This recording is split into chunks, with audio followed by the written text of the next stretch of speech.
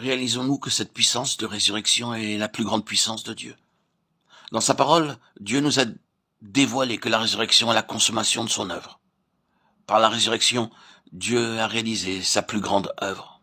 C'est pourquoi il désire que nos yeux s'ouvrent pour voir qu'il ne peut faire plus que la résurrection. Car ce qu'il a fait en Christ, c'est le sommet de son œuvre. Et rien n'a été oublié.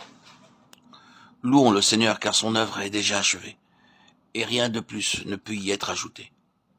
Que le Seigneur ouvre nos yeux aujourd'hui pour voir cela. Car en voyant l'infinie grandeur de cette puissance, nous l'expérimenterons aussitôt dans nos vies. Combien il est regrettable de constater que parmi les enfants de Dieu, la délivrance attendue par beaucoup est une délivrance future. Peut-être se produira-t-elle demain ou bien alors l'an prochain. Mais ce que Dieu veut faire voir à ses enfants, c'est que cette délivrance est déjà réalisée et qu'il n'est plus besoin d'en attendre l'accomplissement. Dans la pensée de beaucoup, leur victoire est une chose future. La réponse à leur espérance, leur attente ou leur prière réside dans le futur. Mais par la révélation, nous verrons ce que Dieu a réalisé. La révélation nous dévoile ce que le Seigneur a déjà accompli et non ce qu'il serait en train de faire. Mais beaucoup espèrent être délivrés un jour futur de la faiblesse ou des défaillances qu'ils connaissent dans leur vie. Si seulement ils laissaient Dieu ouvrir leurs yeux, ils comprendraient que ces faiblesses ou ces défaillances ont déjà été traitées sur la croix. Alors, ils pourraient louer Dieu en disant « Oh Dieu, je te remercie et te loue parce que tu l'as déjà accompli. Merci, louange à toi, la victoire est déjà acquise. » Pour ceux d'entre nous qui ont fait cette expérience, nous découvrons toujours à nouveau la valeur d'Éphésiens 1. Car ce chapitre nous montre que le pardon de nos péchés, notre rédemption et la réception du Saint-Esprit sont des faits accomplis. Ce passage nous dit très catégoriquement que nous avons déjà toutes choses en Christ. La seule qui nous soit nécessaire, c'est la révélation. Si nous avons la révélation, tout ira bien. Pourquoi sommes-nous si peu utiles pour le Seigneur? Parce que nous ne voyons pas. Comment se fait-il lorsque le Seigneur Jésus était sur cette terre qu'il eut une telle puissance alors que nous sommes si souvent impuissants? Encore une fois, c'est parce que nous ne voyons pas.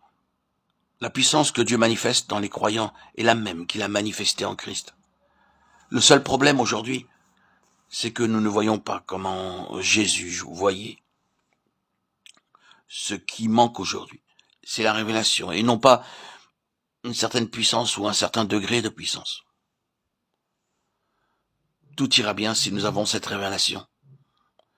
C'est la raison pour laquelle nous devons mettre l'accent sur le besoin de la révélation. Entendre uniquement des messages traitant de la révélation n'est d'aucune utilité. Ce qui constitue la vision doit s'y trouver. La révélation, ce n'est pas de la doctrine. Nous pouvons étudier le premier chapitre des Éphésiens et même le mémoriser.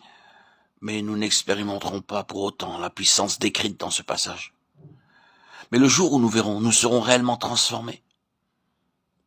Paul priait afin que le Dieu de notre Seigneur Jésus-Christ vous donne l'esprit de sagesse et de révélation. Sans le Saint-Esprit, quel serait le profit de l'enseignement le plus brillant? C'est le Saint-Esprit qui ouvre nos yeux et nous permet de voir. Lorsqu'il ouvre vraiment nos yeux, nous pouvons dire immédiatement « Merci Seigneur, l'œuvre est accomplie ». Nous ne demandons pas au Seigneur plus de puissance, nous avons simplement perçu combien est grande la puissance qu'il nous a déjà accordée. L'esprit de sagesse nous fera comprendre et l'esprit de révélation nous fera voir. L'esprit de sagesse nous aidera à saisir les choses et par la révélation les introduira en nous. Peut-être que nous avons entendu plusieurs fois parler du dessein éternel de Dieu et de la place de l'Église dans son plan éternel. Mais quand avons-nous commencé à nous identifier avec le plan éternel de Dieu? Cela commence avec la révélation, car elle nous permet de voir ce que Dieu a accompli sur la croix, et aussi ce qu'il a préordonné dans l'éternité passée. C'est la révélation qui nous permet de voir l'œuvre prédéterminée de la croix. C'est cette même révélation qui nous fait également voir et expérimenter la puissance de Dieu manifestée dans nos vies. Elle nous incorpore dans l'Église et fait de nous des vases utiles entre les mains de Dieu. Ces paroles peuvent paraître familières à certains, mais cependant, nous devons une nouvelle fois réaliser devant le Seigneur l'importance de la révélation. Nous croyons qu'aujourd'hui Dieu, dans les cieux, est en souci au sujet de cette révélation, car il a déjà accompli ce qu'il avait décidé de faire. C'est pourquoi nous ne devons pas demander quoi que ce soit, mais prier. Comment Paul est le modèle à suivre, comme Paul, afin que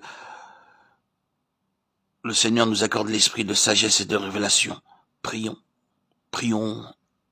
humblement devant lui. Oh Dieu, je veux voir. Oh Dieu, je veux voir.